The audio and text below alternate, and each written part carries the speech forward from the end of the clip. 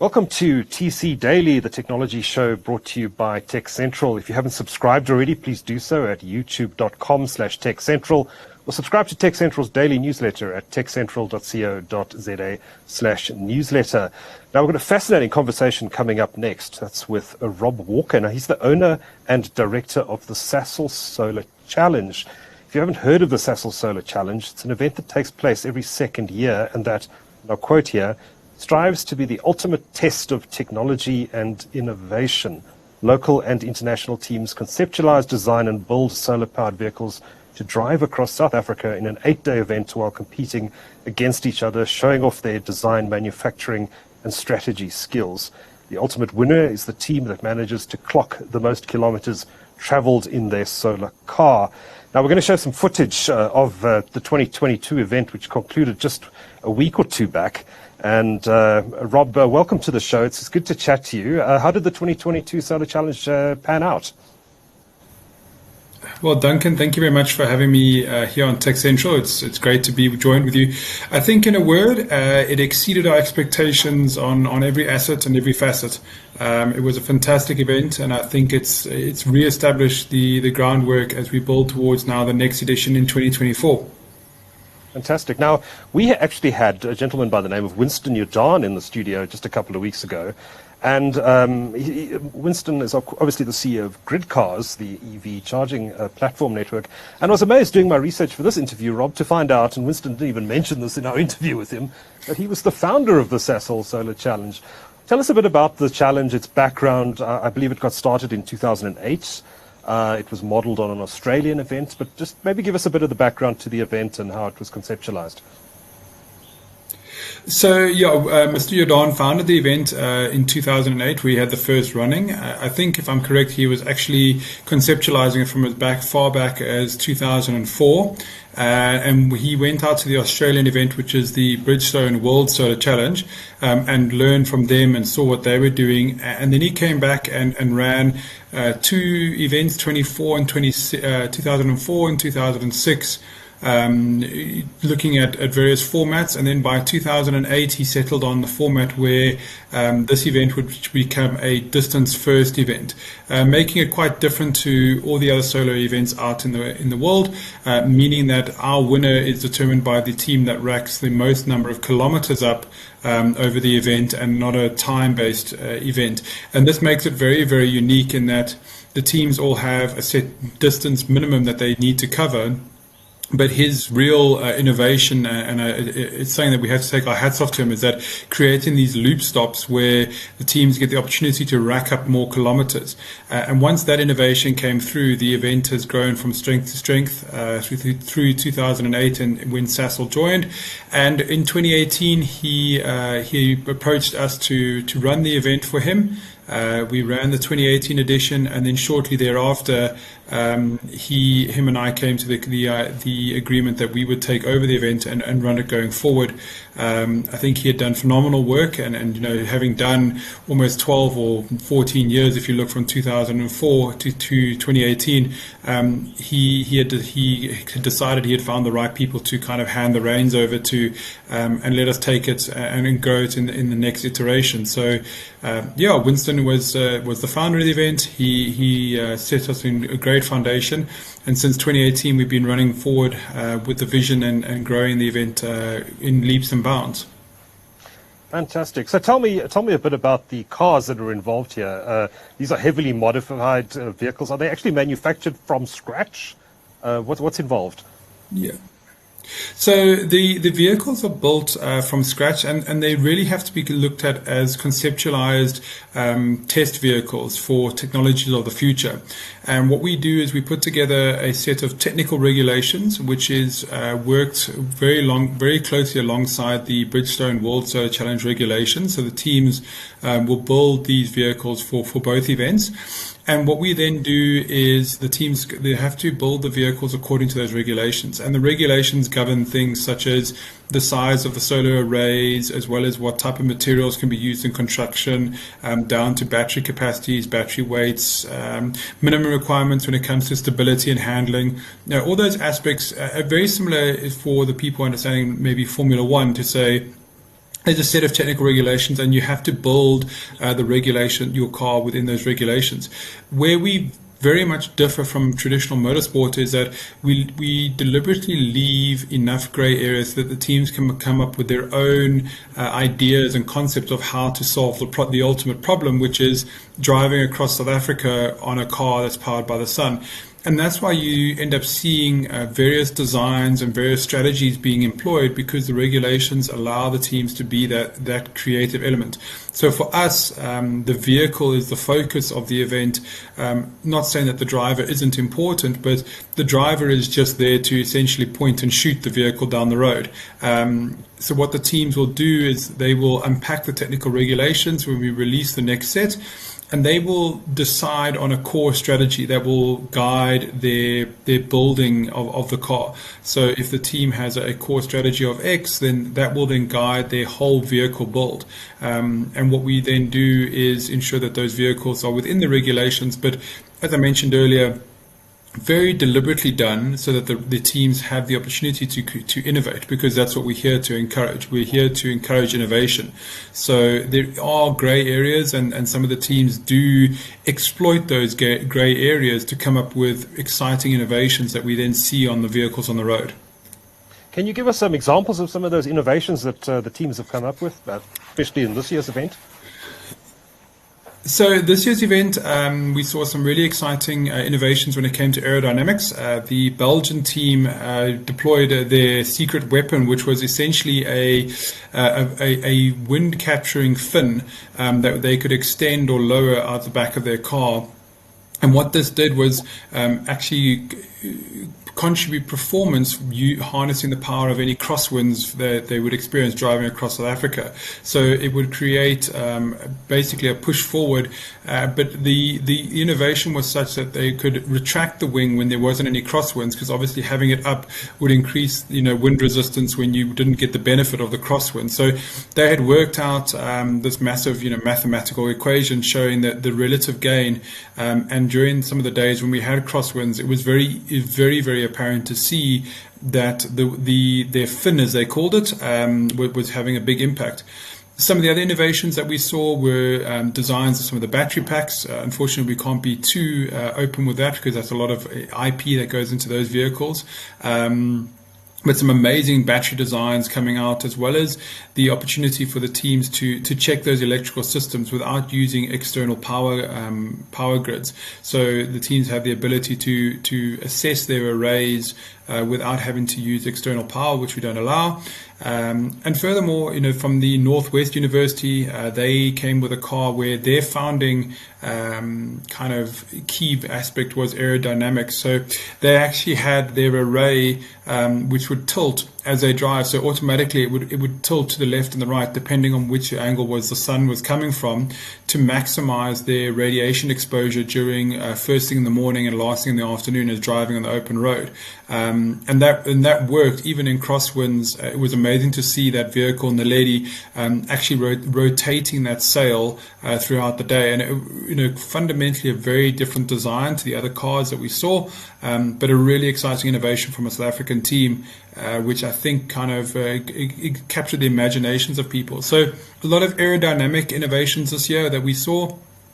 People harnessing the power of the wind, but also on the electronic side, just how the teams managed to come up with easier, more efficient ways, and ultimately it's all about weight saving. So the less electronic gadgetry that you have, and the more it can work seamlessly. So it's just every year the kids come with these amazing innovations that pushes the e-mobility envelope just a little bit further. So I think it's just for us. Yeah, I think it's just for us when it comes to the electronic innovations that we see, most of it kind of revolves around how the teams minimize the amount of wiring that they have in the vehicles, so making those systems more efficient, and everything is striving for the efficiency. The teams are here to make sure that they can have the most efficient vehicle as possible. So yes, you having a big battery is great, but then you have to play that off against the weight disadvantage that having that big battery brings in. So the innovations and the understandings of the teams as they seek this ultimate goal of efficiency is where we see a lot of innovation. Okay, so take me through what an average day is like during the Sasol Solar Challenge. It's an 8-day event. What happens from sunrise to sunset? What's the vibe like? What are the teams doing? What's the is there camaraderie between the teams? Just take us through it. So the average day on the Sasol Solar Challenge for me and my team usually starts at about 4 o'clock in the morning. We get out onto the roads and we would build that day's start line, which is obviously at the finish from the previous day. So we get out quite early, and that start line is usually built and finished by about 5:30, 6 o'clock in the morning. Because we're using public roads, we're very supported by the police in each of the towns. They come and assist us to close the roads off and make it safe for our team.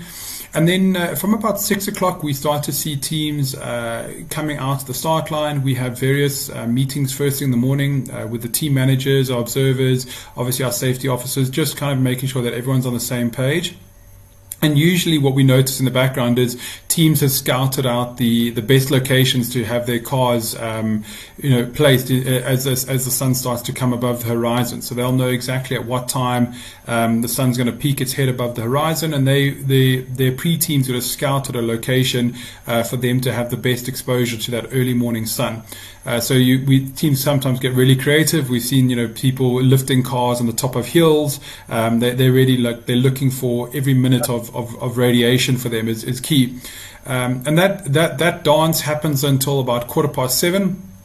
And about 7:15, we start bringing the teams down towards the start line, and then the cars go into what's called Park Fermé, where no one may touch the vehicles for a period of between 15 minutes and half an hour, depending on what's the current status of the start line. Obviously, if there's a lot of shade over the start line, we try and give the teams as much time as possible out in the sun. And then at 10 to 8, Park Fermé opens, and there's normally a rush of activity as the teams scramble to get drivers into vehicles, get their vehicles ready. And at exactly 8 o'clock in the morning, the first vehicle leaves the start line, and thereafter, every minute, the next teams leave the start line. So 8 o'clock, 8:01, carrying on until all the teams have left the start line. From that point onwards, it becomes pretty much of a bit of a mad rush from everyone's side. So the teams then leave the start line with their whole convoys of vehicles, their chase vehicles, their lead vehicles, their weather stations. Everything heads out, around the solar car, spread out on the road. So there's about half an hour of really a hub of activity. At which point, my team that's kind of breaking on the start line, they start doing their work, and then myself and the rest of the officials jump in vehicles and we head towards the control stop. Usually by this point in time, our kind of team that's ahead of us on the road has already set up the control stop, and they're ready and waiting for the teams. And we catch up to the teams on the road, but usually the front runners beat us to the control stops. So that's why it's so important that we have this effect where we have teams ahead of each other and we kind of leapfrogging each other down the road. For the next kind of 5-6 hours of the day, the teams are at the loop stop, and this is also where we conduct our educational programs, where we bring in learners from the surrounding community at that town where the loop stop is located, and we educate them around STEM. So this year we set up 3 different stations focusing on robotics and coding, renewable energy, and e-mobility, where learners got a hands-on opportunity to actually try models, test out the concept, learn about STEM, but have it hands-on where they could actually do it themselves. And the whole time around them were these solar cars coming in and out of the control stop while they were doing their loops. So what it created was this chance for learners to see these are the basic principles. Those 3 or 4 basic principles then manifest themselves into the ultimate manifestation of those principles is a solar car. Solar car encompasses robotics and coding. It encompasses obviously renewable energy, and of course at its core it's actually an EV because it has an electric motor with batteries. So seeing the scholars take those concepts and then seeing the ultimate manifestation of those concepts in a solar car, it really helps them to understand the opportunity that STEM provides them. The scholars then get an opportunity to chat and talk to the team leaders and the team managers from the teams from around the world, and they can ask questions. They can talk to them about the solar cars, explain to them what's going on. And that whole program runs continuously throughout the day. And if you can imagine, Duncan, most of the teams arrive at that control stop at about 9:30, 10 o'clock, and we leave that control stop sometimes as late as 3 o'clock in the afternoon. So there's a big chunk of the day which is spent at that control stop. And a lot of activity happens there, and that's where we really reach out a lot of kids. This year, the team, I think we managed to engage somewhere north of 3,500 scholars along the routes this year. And some of these are in some of the smallest towns that you would struggle to even find on a map. And we bring STEM, engineering, the love of science to their front doors. And really, it's amazing to see how this impacts on those children. At about 2:30 or about 2 o'clock, I tend to leave the control stop and I head towards the finish line. And by this point, the start line team that was behind us at the beginning of the day is now ahead of us because they've gone straight down to the finish line.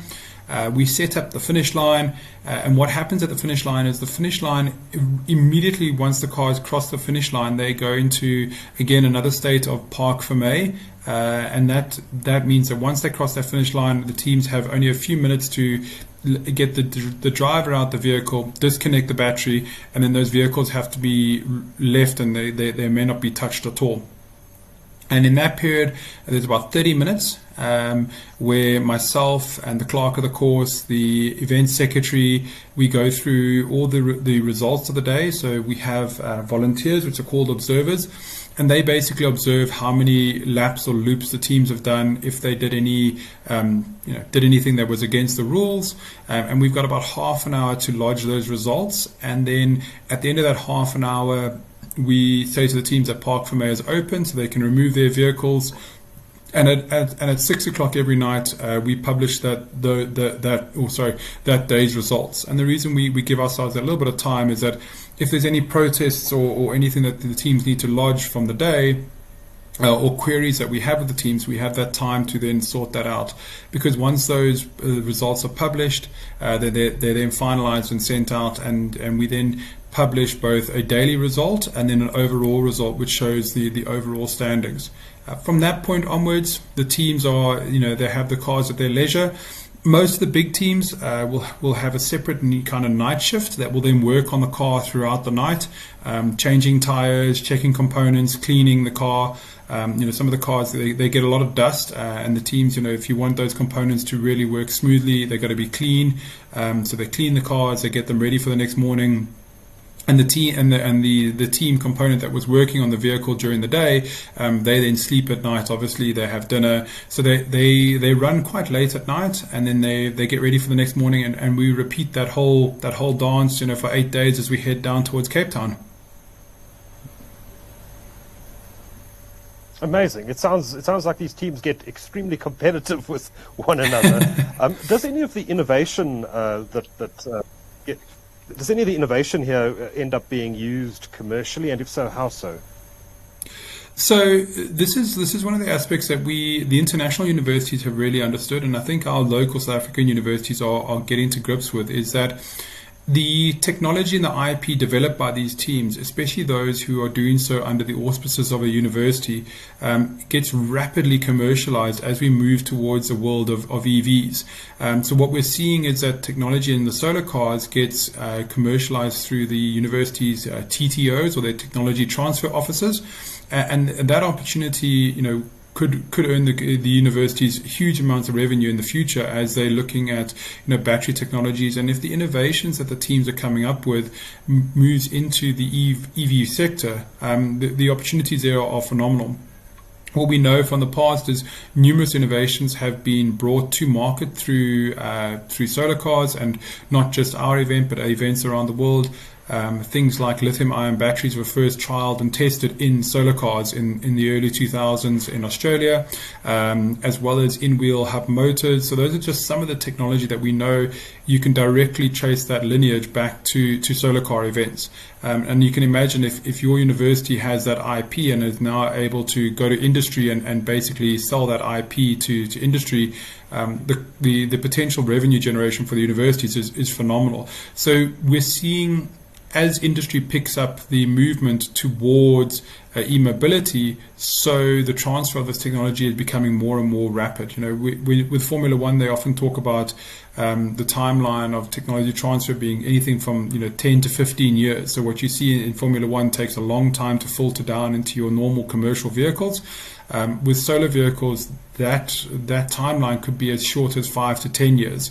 Not saying that you're going to see a solar vehicle on the road as replacing your Ford Bucky or whatever it may be, but it's the aspects within those vehicles that are getting commercialized, and that's where we're seeing rapid commercialization of that technology. Fascinating stuff. Now, Rob, I know you're going to have to run in a minute. You're on a tight schedule today, but before I let you go, I just wanted to ask you about this year's winners. There are a number of categories to the competition. Which teams won? Who stood out this year? So this year for us was an incredibly tight year. Our two international teams ran each other all the way down to the finish line in Cape Town. It's actually been the first time since I've been involved in the event that it was, the winner was very much determined on the last day. So the team from Delft University in the Netherlands ultimately ran out winners. And they only managed to beat the Belgian team by 38.3 kilometers, I think it was, at the end of the day. Now, if you imagine that both teams exceeded nearly 4,200 kilometers, you're talking of less than a 1% difference in terms of the teams overall, which is, if you were on a racetrack, you would be talking about, the front fender of a vehicle. The difference between that is just, it's phenomenal. It's the closest finish we've ever had. So those two teams really, they stood out. They ran each other down right the way down to Cape Town. And even on the last day when we were at the control stop, it still wasn't clear who was going to be the ultimate winner. So that was really exciting. And then I think for us, the standout was from the South African side, both the Northwest University and then ultimately the team from TUT were our third placed finishers. And they've done better than I think any South African university before in terms of their total kilometers, but also the way in that they just conducted themselves. It's a very professional outfit from TUT. They very much can stand shoulder to shoulder with any of the international teams, and I believe those two teams have helped set the groundwork for what we will see coming from South Africa in the future. So standouts, I think it's obviously our two winners from the two top teams from the internationals, Brunel and Agoria, and then I think TUT, just as a local performance was amazing. Fantastic. So if anyone watching this discussion wants to get involved or is thinking this is absolutely amazing, I've got to start building one of these for myself and participate in this challenge, what do they need to know? Is there a website that they can visit? So there is a website. The website is solarchallenge.org.za, but they can just Google Sasol Solar Challenge. They'll pick it up. What we have on there is all the information, how to build your first solar car, all that exciting information in terms of what they need to do. We really strongly suggest, that yes, we have had privateers in the past, and we did have privateers this year around. But if people are interested, it's the best way is to try and get your university or institution, tertiary institution, even high school, get them to kind of pioneer and push the project forward, because you do need the support of an institution behind you to really successfully do it. Doing the event as a privateer is I think quite challenging, but if you can try and get a tertiary institution or your high school involved, that's really where we believe the success of it will come from.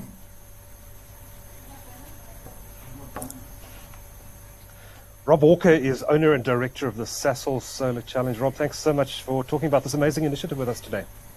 Fantastic, Duncan. Thank you very much for having me on your show, and my apologies for not being able to be joining you in studio today.